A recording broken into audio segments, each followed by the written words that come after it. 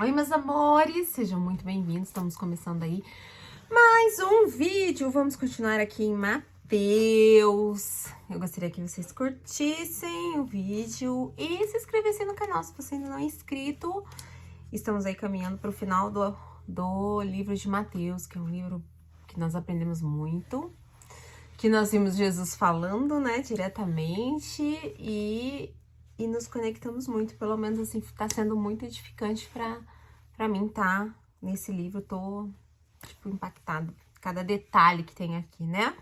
Então, vamos lá, nós paramos na realidade da ressurreição, nós ainda estamos no capítulo 22, certo? Então, vamos lá.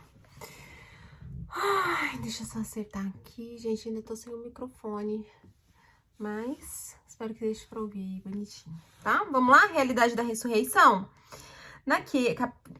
Vamos lá. Capítulo 22, versículo 23. Naquele mesmo dia, os saduceus, que dizem que não há ressurreição, aproximaram-se dele com a seguinte questão: Mestre, Moisés disse que se um homem morrer sem deixar filhos, seu irmão deverá casar-se com a viúva e dar-lhe descendência.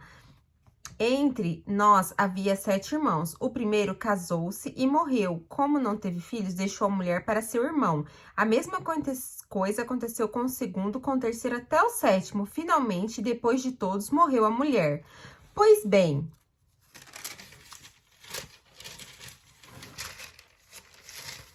na ressurreição, de qual dos sete ela será esposa, visto que todos foram casados com ela? Jesus respondeu: Vocês estão enganados porque não conhecem as Escrituras nem o poder de Deus. Na ressurreição, as pessoas não se casam nem são dadas em casamento, mas são como anjos no céu. E quanto à ressurreição dos mortos, vocês não leram o que Deus disse: Eu sou o Deus de Abraão, de Isaque e o Deus de Jacó. Ele não é Deus dos mortos, mas de vivos. Ouvindo isso, a multidão ficou admirada com o seu ensino.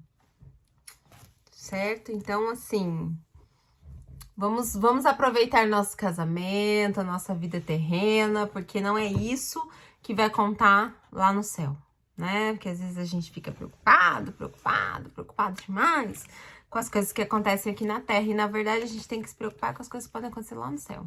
E viver as coisas aqui da Terra da melhor forma possível, não é verdade? Deixa eu já organizar os meus post-its. Eu comprei um monte de post-it colorido, olha. Aqui, né? A viciada em post-it. Gente, sempre que vocês estiverem lendo a Bíblia, façam anotações. Façam coisas que depois vocês voltem a ler e falar, ah, é verdade, era sobre isso que tava falando, entendeu?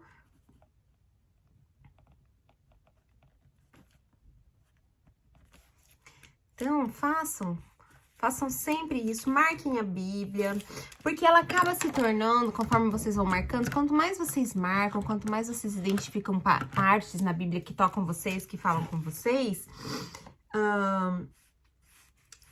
mais vocês vão tendo conhecimento, mas a hora que você vê só aquele pedacinho que você já lembra de quase tudo que você leu. Isso é bem legal. O maior mandamento. Ao ouvirem dizer que Jesus havia deixado os saduceus sem resposta, os fariseus se reuniram. Um deles, perito na lei, opôs a prova com esta pergunta: Mestre, qual é o maior mandamento da lei? Respondeu Jesus: Ame o Senhor, o seu Deus, de todo o seu coração e de toda a sua alma e de todo o seu entendimento. Este é o primeiro e maior mandamento. E o segundo é semelhante a ele: ame ao seu próximo como a si mesmo. Destes dois mandamentos dependem toda a lei e os profetas. E olha só, né?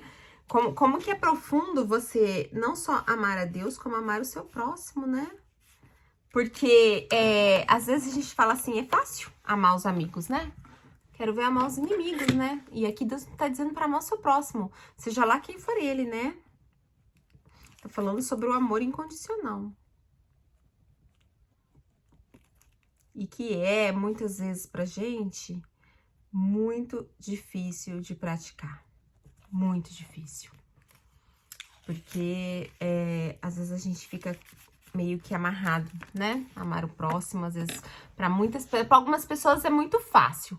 Para algumas pessoas é extremamente fácil amar as outros, é relax, mas para outras pessoas existem barreiras, existem dificuldades, existem coisas que pegam ali e é algo a ser trabalhado todos os dias dentro de nós. E é algo a ser identificado, onde está o problema, onde está a dificuldade. Por que eu tenho tanta dificuldade de me relacionar com o meu próximo e amar o meu próximo? O que tá acontecendo ali que tá me impedindo? Porque quando você quando você dá amor, você recebe amor. É impossível uma pessoa que dá muito amor, de algum lugar ela recebe esse amor de volta.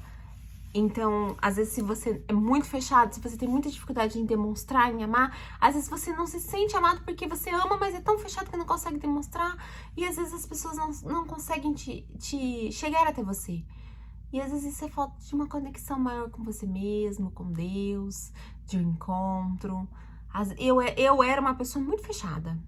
Eu sou filha única, fui criada muito sozinha, então às vezes aquele laço era difícil pra mim abraçar, beijar, dizer eu te amo. Era difícil pra mim, apesar dos meus pais serem carinhosos, sempre ter falado ó, eu te amo pra mim, mas quando você é criado muito sozinho, você acaba sendo muito você mesmo. É como se você não precisasse de muita gente ao seu redor pra você tá bem. E isso acaba te fechando no mundo. E eu tive que trabalhar muito pra poder abrir meu horizonte, pra poder conseguir me relacionar melhor, conseguir dizer eu te amo com mais facilidade. E entender a importância de se dizer eu te amo pra poder ouvir eu te amo também. E às vezes não é fácil. Não se sinta sozinha nesse mundo aí achando que, nossa, eu não consigo, não. É um processo que você tem que falar pra você mesmo. Eu consigo dizer pro mundo que eu amo ele. E dizer de coração, lógico, né? Não da boca pra fora. O Cristo é Senhor de Davi. Estando os fariseus reunidos, Jesus lhe perguntou: o que vocês pensam a respeito do Cristo? De quem ele é filho? É filho de Davi, responderam eles. E eles lhe disse: então como é que Davi, falando pelo Espírito, o chama Senhor? Pois ele afirma: o Senhor disse ao meu Senhor: senta-te à minha direita, até que ponha os teus inimigos debaixo dos teus pés. E se, pois, Davi o chama Senhor, como pode ele ser seu filho? Ninguém conseguia responder-lhe uma palavra, e daquele dia em diante ninguém jamais se atreveu a lhe fazer perguntas.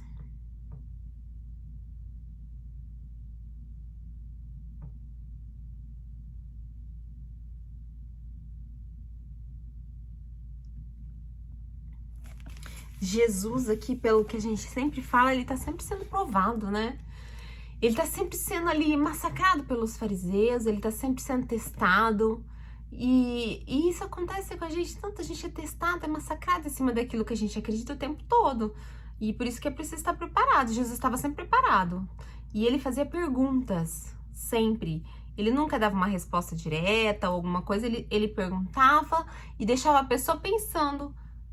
E isso é uma forma, às vezes, de administrar pessoas que a gente, né, fica ali querendo tirar você do sério, mas às vezes quando você olha pra ela, não, peraí, você quer atenção? Peraí que eu vou te dar atenção fazendo algumas perguntas pra você. E aí a pessoa meio que fica desconcertada. Ao invés de querer ficar debatendo com a pessoa, provando a realidade pra pessoa, inverte o jogo. Pergunta pra ela as suas dúvidas, vamos ver se ela dá conta de você. Porque às vezes a gente fica querendo debater com a pessoa, provar que a gente tá certo, e o fundamento real não é provar que a gente tá certo. É simplesmente mostrar que tudo existe um ponto de vista diferente. E às vezes a sua pergunta pode fazer essa pessoa falar: peraí, não é bem como eu quero que seja. Ok? Jesus condena a hipocrisia dos fariseus e dos mestres da lei. Então Jesus disse à multidão e aos seus discípulos: os mestres da lei e os fariseus se sentaram na cadeira de Moisés. Obedeceram-lhes e façam tudo o que eles dizem a vocês, mas não façam o que eles fazem, pois não praticam o que pregam. Eles atam fardos pesados e os colocam sobre os ombros dos homens, mas eles mesmos não estão dispostos a levantar um só dedo para movê-los.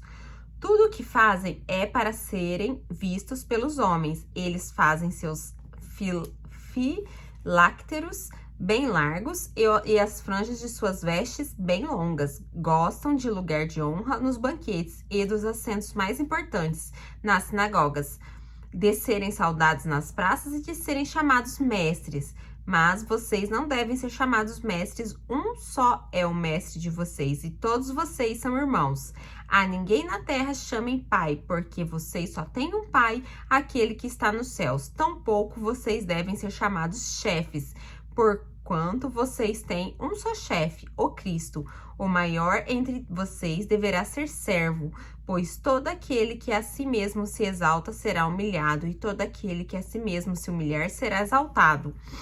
Ai de vocês, mestres da lei e fariseus hipócritas, vocês fecham o reino dos céus diante dos homens. Vocês mesmos não entram nem deixam entrar aquele que gostaria de fazê-lo.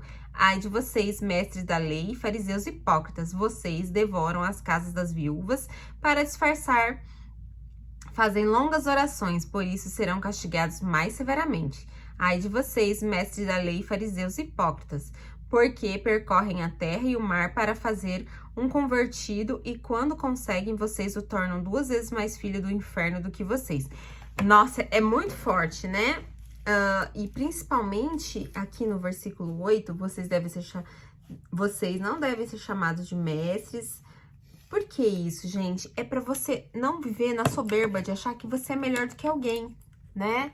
Para Deus, ninguém é melhor do que ninguém. Para Deus, somos todos iguais. Aqui fala claramente da igualdade entre todos nós, né?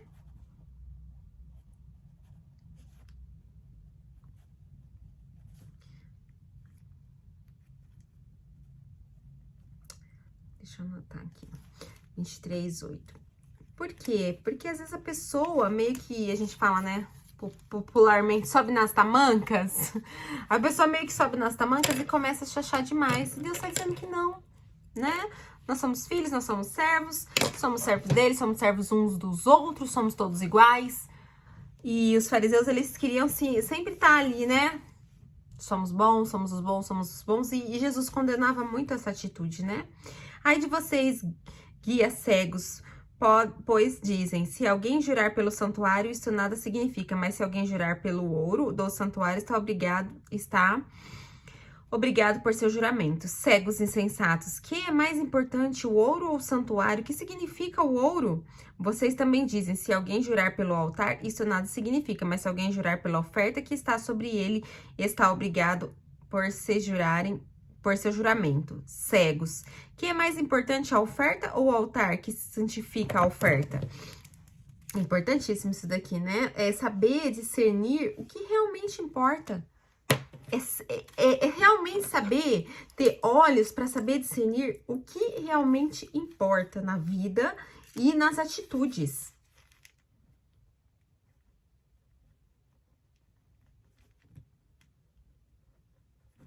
E aí eu pergunto para vocês, o que realmente importa? O que realmente importa? A oferta ou o santuário? Ou o altar que santifica a oferta? Seu juramento ou sua fé está fundada no quê? De fato, o que realmente importa? E o que jurar pelo santuário, jura por ele e por aquele que nele habita. E aquele que jurar pelo céu, jura pelo trono de Deus e por ele que nele se assenta. Ai de vocês, mestres da lei, fariseus hipócritas, vocês dão o dízimo da hortelã, do entro, do cominho, mas têm negligenciado os preceitos mais importantes da lei, a justiça, a misericórdia, a fidelidade. Vocês devem praticar estas coisas sem omitir aquelas. Guias cegos, vocês coam um mosquito e engolem um camelo. Nossa, Jesus falava muito, muito lindo, muito profundamente, muito profundamente.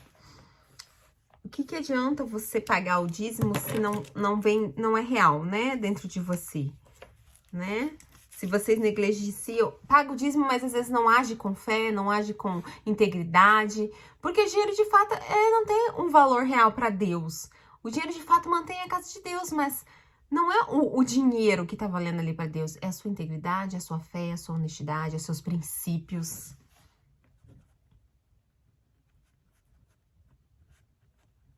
Então, isso daqui também é muito profundo. Ai de vocês, mestres da lei, fariseus hipócritas, vocês limpam o exterior sorry. Vocês limpam o exterior do copo e do prato, mas por dentro eles estão cheios de ganância e cobiça. Fariseu cego, limpe primeiro o interior do prato do copo, para que o exterior também fique limpo. Ai de vocês, mestres da lei, fariseus hipócritas, vocês são como sepulcros caídos, bonitos por fora, mas por dentro estão cheios de ossos e de todo tipo de imundície. Assim são vocês. Por fora parecem justos ao povo, mas por dentro são cheios de hipocrisia e maldade.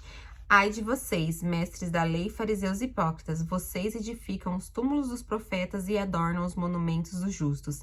E dizem, se tivesse vivido no tempo dos nossos antepassados, não teríamos tomado parte com eles no derramamento do sangue dos profetas. Assim vocês testemunham contra vocês mesmos, que são descendentes dos que assim assassinaram os profetas. Cabem, pois, de encher a medida do pecado dos seus antepassados. Serpentes, raça de víboras, como vocês escaparam da condenação ao inferno? Por isso, serpentes, raças de víboras, como vocês escaparão da condenação ao inferno? Por isso, eu estou enviando profetas sábios e mestres. Uns vocês matarão e crucificarão, e outros açoitarão nas sinagogas de vocês, e perseguirão de cidade em cidade, e assim sobre vocês recairá todo o sangue justo derramado na terra, desde o sangue justo de Abel até o sangue de Zacarias, filho de Baraquias, a quem vocês assassinaram entre o santuário e o altar. Eu asseguro que tudo isso sobrevirá a esta geração. Jerusalém, Jerusalém, você que mata os profetas e apedreja os que são enviados a vocês. Quantas vezes eu quis reunir os seus filhos como galinha reúne os seus pintinhos debaixo das suas asas, mas vocês não quiseram. Eis que a casa de vocês ficará deserta, pois eu digo que vocês não me verão, mas até que digam, bendito é o que vem em nome do Senhor. Capítulo 24. O sinal do fim dos tempos. Uau, agora sim, hein, gente? Jesus saiu do templo, enquanto caminhava, seus discípulos aproximaram-se dele para lhe mostrar as construções do templo. Vocês estão vendo tudo isso? Perguntou ele. Eu garanto que não ficará aqui pedra sobre pedra.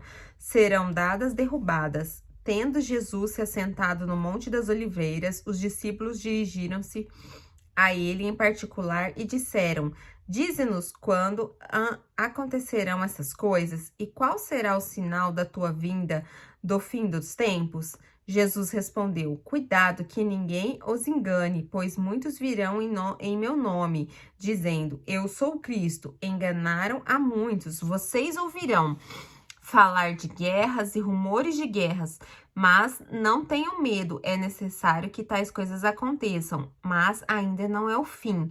Nação se levantará contra nação e reino contra reino. Haverá fomes e terremotos em vários lugares. Tudo isso será o início das dores. Então eles os entregarão para serem perseguidos e condenados à morte, e vocês serão odiados por todas as nações por minha causa. Naquele tempo, muitos ficarão escandalizados, trairão e odiarão uns aos outros. Os numerosos falsos profetas surgirão e ganharão a muitos. Devido ao aumento da maldade, o amor de muitos esfriará.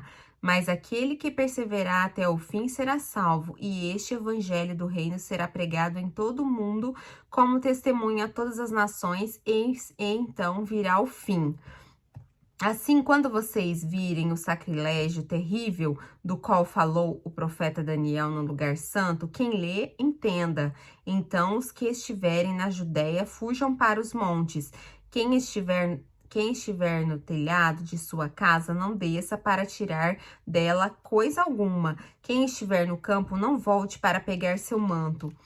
Como serão terríveis aqueles dias para as grávidas e para que estiverem amamentando. Orem para que a fuga de vocês não aconteça no inverno nem no sábado, porque então haverá grande tribulação, como nunca houve desde o princípio do mundo até agora, nem jamais haverá. Se aqueles dias não fossem abreviados, ninguém sobreviveria, mas por causa dos eleitos, aqueles dias serão abreviados. Se então alguém disser, vejam, aqui está o Cristo, ou ali está ele, não acreditem, pois aparecerão falsos cristos e falsos profetas, que realizarão grandes sinais e maravilhas, para, se possível, enganar até os eleitos. Vejam que eu os avisei antecipadamente.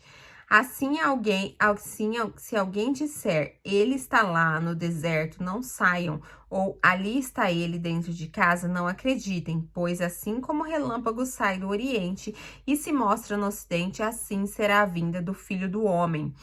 Onde houver um cadáver, aí se ajuntarão os abutres. Imediatamente após a tribulação daqueles dias, o sol escurecerá, a lua não dará luz, as estrelas cairão do céu e os poderes celestes serão abalados. Então aparecerá no céu o sinal do Filho do Homem, todas as nações da terra se lamentarão e verão o Filho do Homem vindo nas nuvens no céu com poder e grande glória, e ele enviará os seus anjos com grande som de trombeta, e estes reunirão os seus eleitos dos quatro ventos e uma a outra extremidade dos céus. Aprendam a lição da figueira. Quando seus ramos se renovam, suas folhas começam a brotar. Vocês sabem que o verão está próximo, assim também, quando vierem todas as coisas, saibam que ele está próximo à porta. Eu asseguro a vocês que não passará esta geração até que todas as coisas aconteçam. Os céus e a terra passarão, mas as minhas palavras jamais passarão. Forte, né, gente? Esse último versículo é uma coisa muito... que a gente ouve bastante, né? O céu e a terra passarão, mas as minhas palavras jamais passarão. São aí mais de 2000 anos e realmente a gente ainda não viu tudo que tem que ver, a gente ainda não viveu tudo que tem que viver e as palavras de Deus ainda não passam, né? Elas permanecem.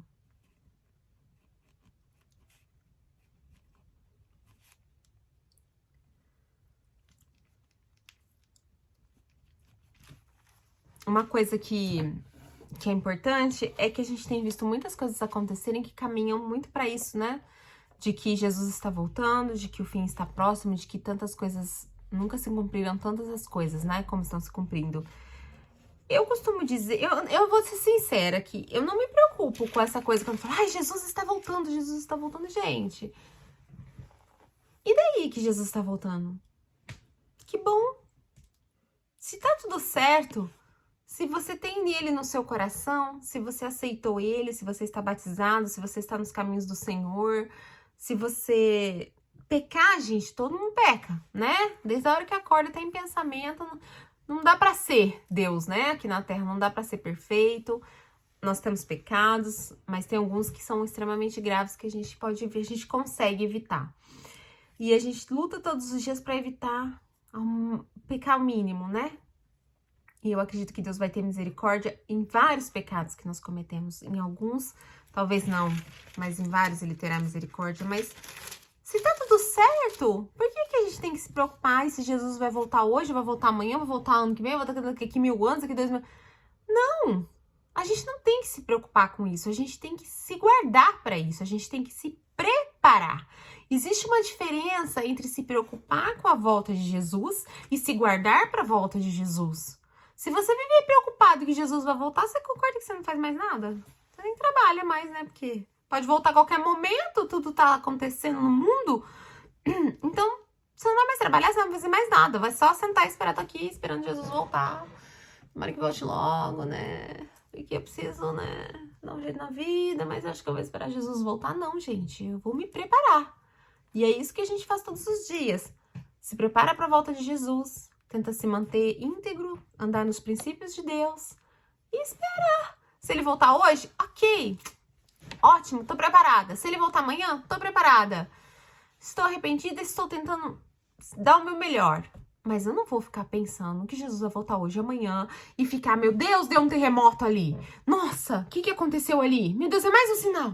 Nossa, esse Covid. Ai, gente, a gente enlouquece se a gente viver assim. A gente simplesmente enlouquece, porque é tanta coisa ruim que acontece o tempo todo.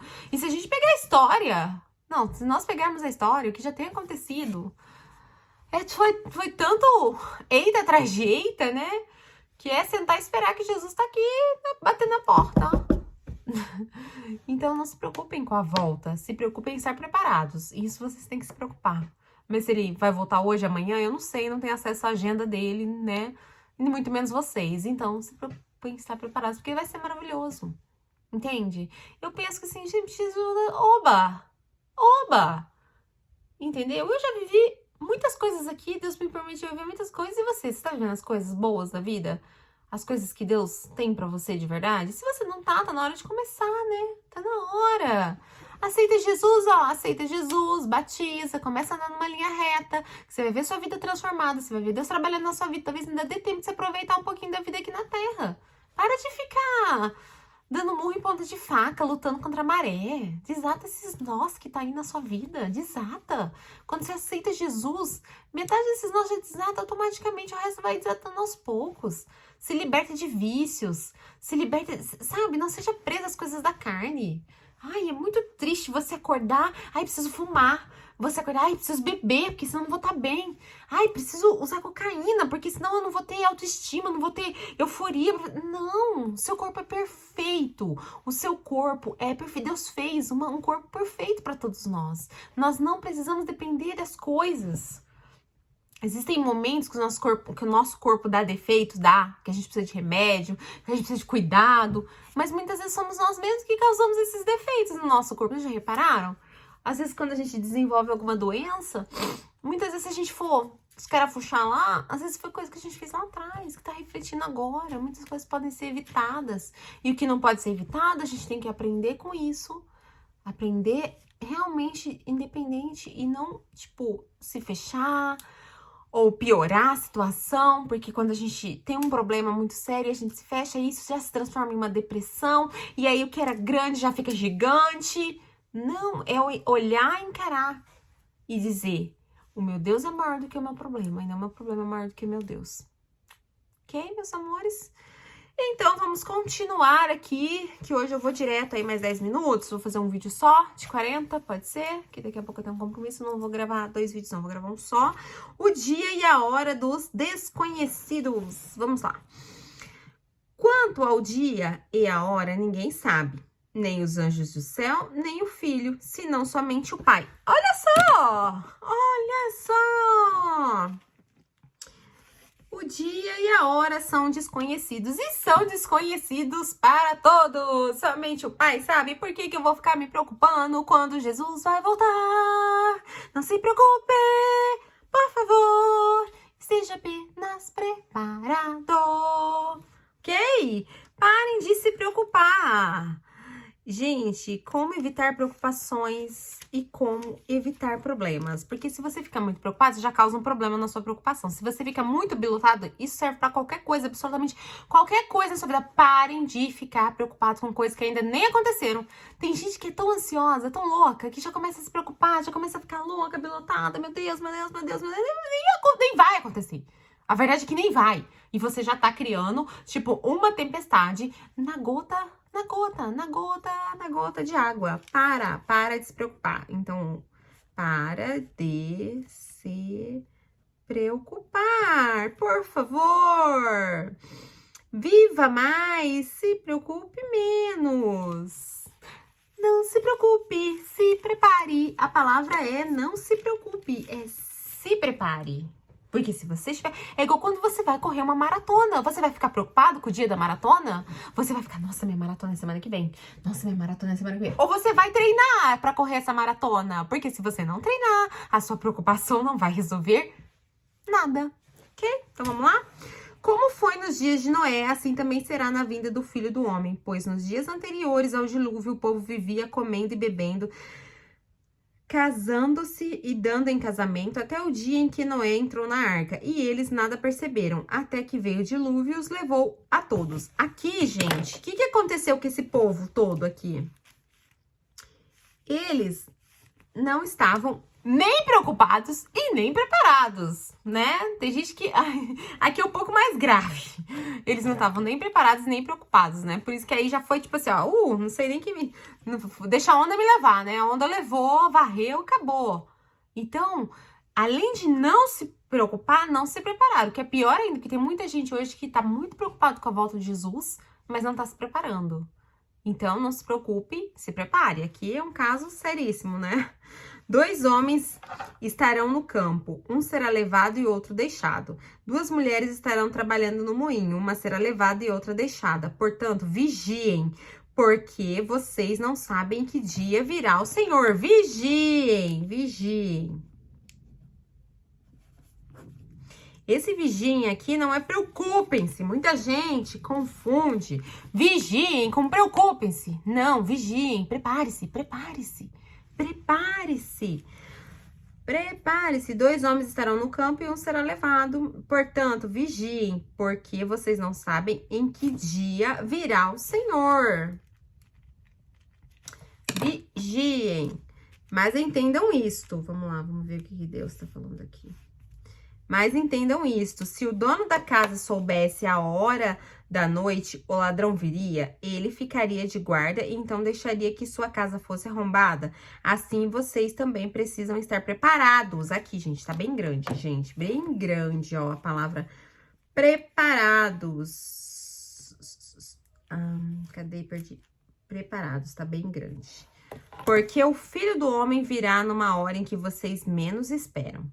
Quem é, pois, o servo fiel e sensato a quem seu senhor encarrega dos demais servos de sua casa para lhes dar alimento no tempo devido? Feliz o servo que o senhor encontrar fazendo isso quando voltar. Garanto que ele encarregará de todos os seus bens. Mas suponham que este servo seja mau e diga a si mesmo, meu senhor está demorando. E então comece a bater em seus conservos e a comer e beber com os beberrões. O senhor daquele servo virá num dia em que ele não espere e numa hora em que ele não sabe. Ele o punirá severamente e lhe dará lugar com os hipócritas, onde haverá choro e ranger de dentes, né? Eu aqui não quero ver esse choro nem esse ranger de dentes, né? Tá bem claro, né? Consequências de você não se preparar, né?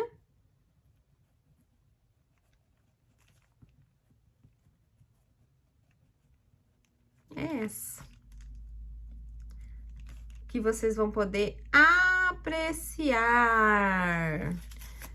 Se você não se prepara para maratona, você simplesmente não ganha maratona. Agora, se você não se prepara para a vinda do Senhor, aí está. 25, capítulo 25, a parábola das 10 virgens. Essa parábola aqui, gente, eu curto muito, tá? Por quê? Porque ela exatamente... Essa parábola aqui, ela meio que fecha o que tá sendo falado no capítulo anterior. Ela fala exatamente de preparação. O que eram essas virgens ali, essas 10 virgens? Eram mulheres esperando o noivo. E quem é que ganhou o noivo? Quem estava preparada. Quem separou seu azeitezinho lá, porque tava o breu. Você acha que o noivo ia escolher no breu? O noivo não é bobo, o noivo queria a carinha da noiva iluminada. E aí, quem que é que estava preparado? Quem estava com azeite. E quem estava com azeite dividiu com quem não estava com azeite? Sabe por quê? Não dá pra dividir sua salvação, ela é individual. Não tem como você dividir. As virgens preparadas receberam um noivo. As que não estavam preparadas pediram azeite para as preparadas. E o que elas disseram?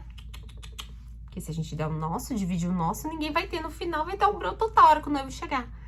E isso é com a nossa salvação. Não dá pra dividir a salvação? Não dá, individual, cada um que cuide da sua.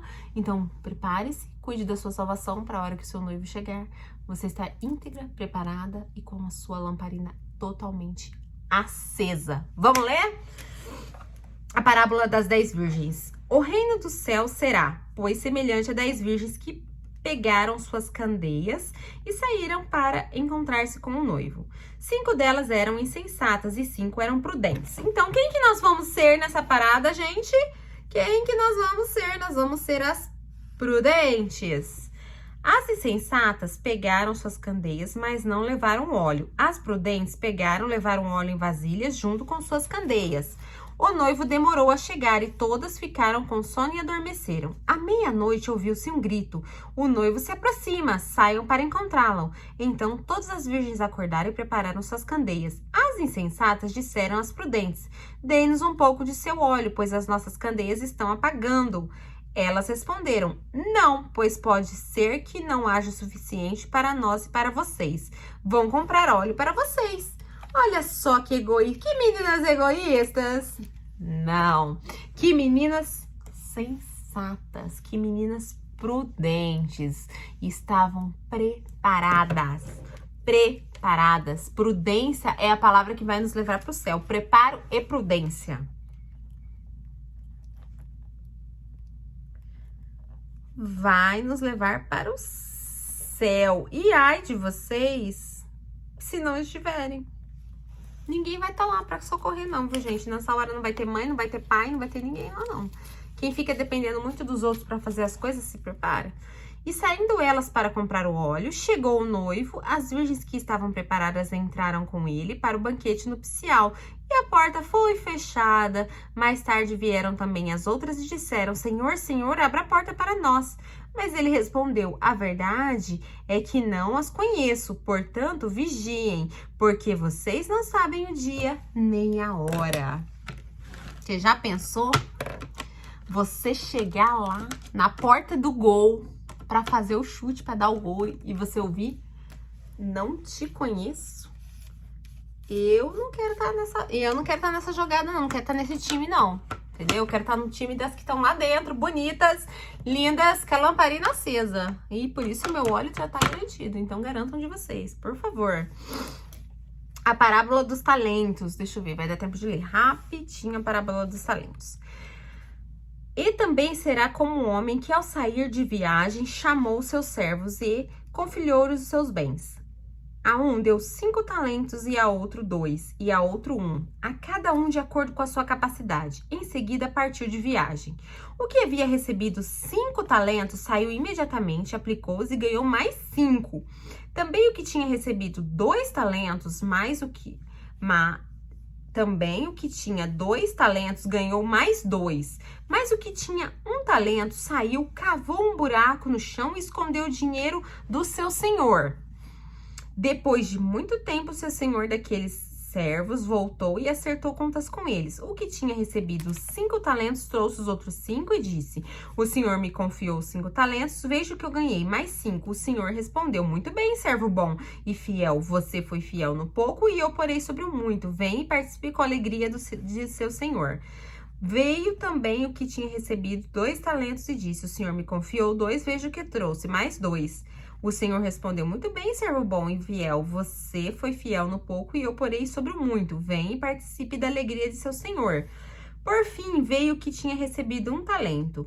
Eu sabia que o senhor é um homem severo, que colhe onde não plantou e junta onde não semeou. Por isso tive medo, saí e escondi o seu talento no chão. Veja, aqui está o que pertence ao senhor. O senhor respondeu: servo mau e negligente, você sabia que eu colho onde não plantei e junto onde não semeei?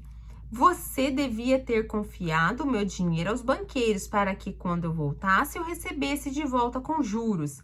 Tire o talento dele, entregue-o ao que tem 10, pois a quem tem mais será dado, e quem em grande quantidade, mas o que não tem, até o que tem lhe será tirado. E lancem fora o servo inútil nas trevas, onde haverá choro e ranger de dentes. É muito profunda também essa parábola, né? Porque às vezes a gente acha que não é capaz de nada, né? Às vezes a gente acha que tem pouco e não vai conseguir prosperar com esse pouco, e aí se revolta. Gente, Deus dá para cada um de acordo com aquilo que você pode suportar. Independente do que você tem condições de progredir. Independente do que você faça, você tem condições de ir além. O que mostra nessa parábola é que não é realmente importante se você tem pouco ou se você tem muito. É a sua atitude em relação à situação. Ele poderia, se ele tivesse voltado com 2, ele seria recompensado, assim como quem voltou com 10. A questão não foi a quantidade ali para o Senhor. A questão foi a atitude em relação à situação. O servo que tinha 5, que já tinha recebido uma quantia grande, foi lá e multiplicou. O que tinha 2 era menos da metade do que o primeiro recebeu, e foi lá e multiplicou. E se o terceiro que recebeu só 1, porque ele recebeu também de acordo com a capacidade, porque Deus também não vai te jogar uma bomba, um meteorito, se você não tem capacidade de abraçar esse meteorito. Às vezes ele vai te dar só uma pedrada mesmo em você, que é porque você consegue aguentar essa pedrada. E aí você volta com o resultado. Agora, não adianta jogar um meteorito na sua cabeça que você não vai segurar a bomba. Deus deu, de acordo com a capacidade, um talento para a pessoa.